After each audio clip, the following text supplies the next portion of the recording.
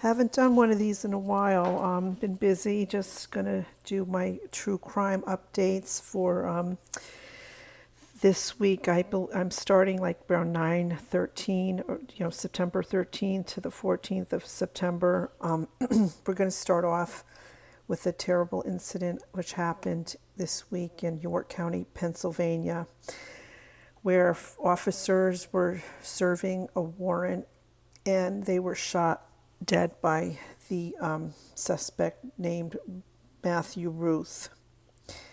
The three detectives that were shot during the serving of the warrant were Cody Becker, Mark Baker, and Isaiah Emmenheiser.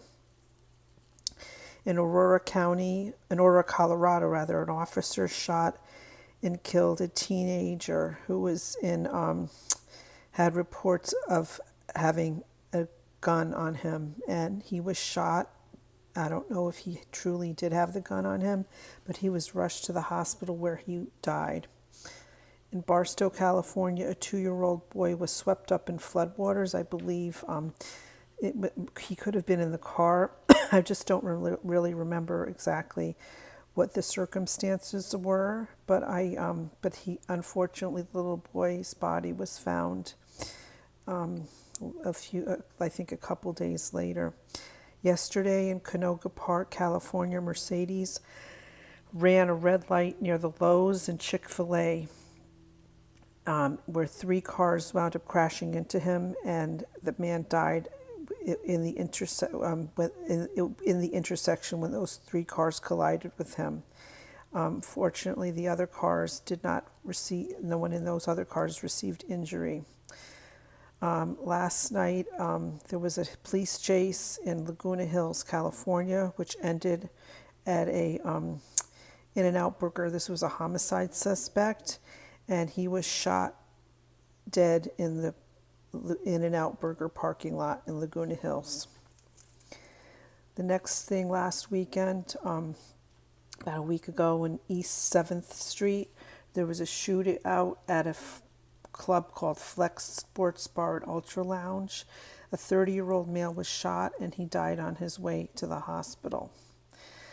There was a terrible tragedy today, which occurred in San Antonio, Texas, where a 3-year-old girl and a 6-year-old boy who has autism were left in a car by the mother that has a history of CPS involvement, and they were found dead from a hot car incident. How could you do that? I never would leave my kid in a car. When my daughter was a baby, I would, if I had to, she would be in the garage, pulled in, and she would be sleeping, and I would be able to hear her. I would never, ever leave her in a hot car, and you'd always check on your kids. It's unbelievable. And I don't know why CPS didn't do anything. This could have been avoided if CPS had done something in the beginning. These kids could have been alive. In Sussex County, New Jersey, this week a driver died after veering into the opposite lane. His name was Richard Dudley. He's 70 years old, of Madison, New Jersey. So this is 12 people so far that I've covered.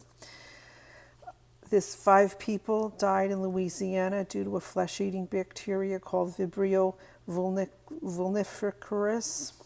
I can't even read my writing. Vulnificaris. I think that's how I pronounce it. I'm sorry. There were 5 people that died in that. Colorado, 2 hunters who are disappeared. Both 25 disappeared in Colorado. Andrew Porter from Asheville, North Carolina, and Ian Stasco. He was from Utah. They both went missing in the mountains. They don't think there was any foul play, but they were 2 men that unfortunately passed away. There was a deadly hit and run this week on last night in South Ozone Park section of Queens. A woman died, and she was a construction worker.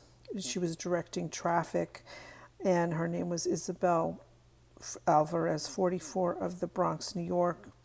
And it was a 25-year-old male who was apprehended and arrested. A man was beaten to death inside a Brooklyn bodega this week in September 15th. That was Monday.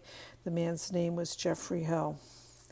In Houston, Texas, the fifth body this week was found in one of the Houston bayous, and there's a questionable killer. So far, we have 5, 10, 11, 12, 13, 14, 14 people died this week.